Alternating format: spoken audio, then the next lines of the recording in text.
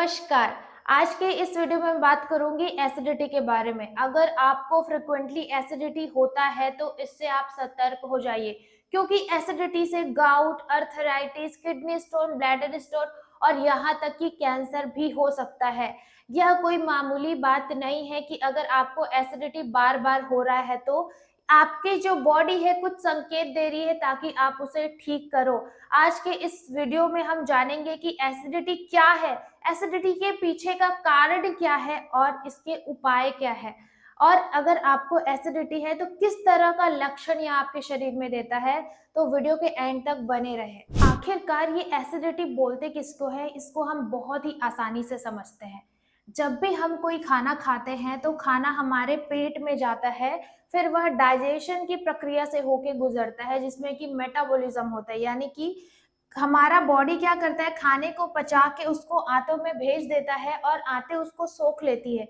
जो चीजें बॉडी को जरूरत होती है उसको वह सोख लेती है, और जिस चीजों की जरूरत नहीं होती यानी कि जिसको वेस्ट प्रोडक्ट कहते हैं, अपशिष्ट पदार्थ, उसको वह शरीर से बाहर निकाल देती है। अब क्या होता है, जिनको भी एसिडिटी होता है उनको होता है डाइजेशन की प्रॉब्लम।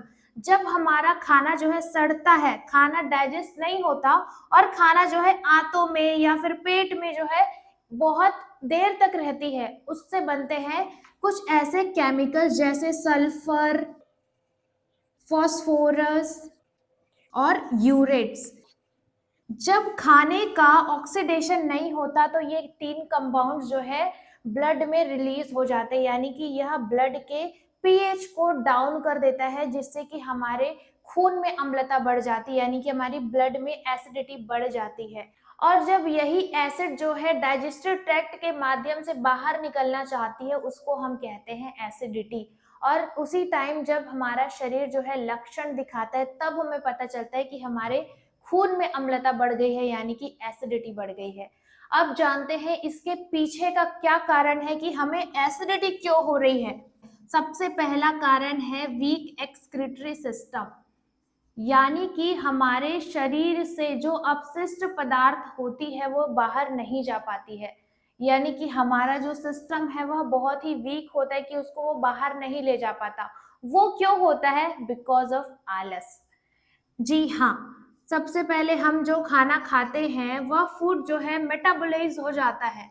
मेटाबॉलिज्म क्या होता है कि हम जो भी खाना खाते हैं, जहाँ पे भी बॉडी को एनर्जी होती है उसको वहाँ भेज देता है खाने को, और जो बचा हुआ खाना होता है वह शरीर से मल मूत्र पसीना और श्वास के माध्यम से बाहर चले जाता है। हमारा जो ब्रेथ है वो भी CO2 को बाहर ले जाता है और हमारे लंग्स को क्लियर करता है। वैसे ही जब भी हम खाना खाते हैं तो हमें पोटी आती है, यूरिन होती है, यानी कि वही एक्सक्रीटरी वेस्ट प्रोडक्ट होता है। पर क्या होता है, आलस की वजह से ना हम कोई फिजिकल एक्टिविटी कर रहे होते हैं, ना हम कोई ब्रेथ वाले कुछ चीजें कर रहे होते हैं कि हमारा ब्रेथ क्लीन हो, और ना ही हम अच्छे से पानी पी पाते हैं कि हमारा जो स्टूल अच्छे से पास हो और हमारा यूरिन अच्छे से फिल्टर हो।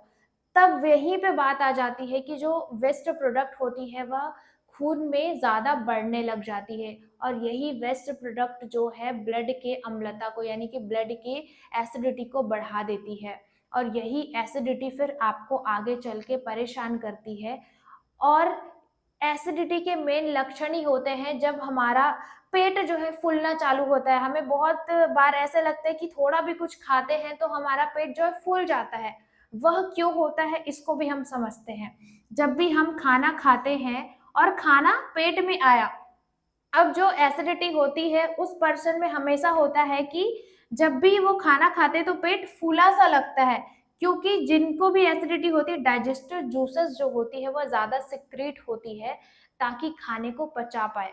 और जब डाइजेस्टिव जूसेस ज्यादा सिक्रीट होती है, यानी कि कुछ ऐसे रस जो हमारे खाने को तोड़ती है, और वो जब रस ज्यादा बनती है तो मरीज को ज्यादा भूख लगती है, और जब ज्यादा भूख लगती है तो वो खाते हैं और पेट फूला लगता है। और जिनको भी एसिडिटी होती है उनको मेन सिम्टम ही दिखते हैं कि उनका जो है चेस्ट बर्निंग होता है, जलन होता है, उनका थ्रोट बर्निंग होता है, गले में जलन होता है, और बहुत ज्यादा यदि एसिडिटी बढ़ जाती है तो उनको वॉमिटिंग जैसा सेंसेशन होता है, या बहुत सारे लोगों को तो वॉमिटिंग होता है। येलो और ग्रीनिश कलर का अगर आपको मॉर्निंग में वॉमिटिंग आए तो आप समझ जाइए कि आपके ब्लड का जो पीएच लेवल है वो डाउन हो गया है। और कभी कभी पेट में एसिड ज्यादा होने की वजह से पेट में छाले पड़ जाते हैं, जिनको एब्डोमिनल अल्सर कहते हैं, ड्यूडेनल अल्सर हो जाता है। और कभी कभी जीआरडी का रूप ले लेता है, जो बार बार रिफ्लक्स जनरेट होते हैं। तो इससे हमारे जो आहार नाल है ये भी जो है छिल जाता है, अल्सर हो जाता है इसमें भी। तब यह बहुत ही पेनफुल कंडीशन होता है। तो इस कंडीशन तक आप मत लेके जाइए इसे। करना आपको बहुत ही सिंपल है, आप अपने जो कारण है एसिडिटी होने का उसको आपको दूर करना है। जैसे कि मैंने बताया वीक एक्सक्रीटरी सिस्टम, ये क्यों हो रहा है? बिकॉज ऑफ आलस। तो आपको क्या कारण क्या है? सबसे पहला तो है पुअर बॉडी मूवमेंट। अगर आप कुछ भी फिजिकल एक्टिविटी नहीं कर रहे हो तो आपका जो खाना है वह डाइजेस्ट नहीं होगा, आपका जो इंस्फिंक्टर है वो अच्छे से काम नहीं करेगा ताकि स्टूल को वो पास नहीं करे। और अगर आपने बॉडी मूवमेंट नहीं किया तो ना तो पसीना आएगा, ना ही आपका लंग जो है फिल्टर होगा, आपका ब्रेथ क्लियर नहीं होगा। आपने देखा होगा जो दौड़ लगाते हैं, जो एक्सरसाइज करते हैं, बहुत हाफते हैं। उस तरह से भी आप अपने ब्रेथ को क्लीन करते हो, प्राणायाम करके आप अपने ब्रेथ को क्लीन करते हो। मॉर्निंग में अगर आपने फ्रेश वॉक ले लिया तो आपके ब्रेथ जो है क्लीन हो जाती है। तो ये तो है पहला कारण।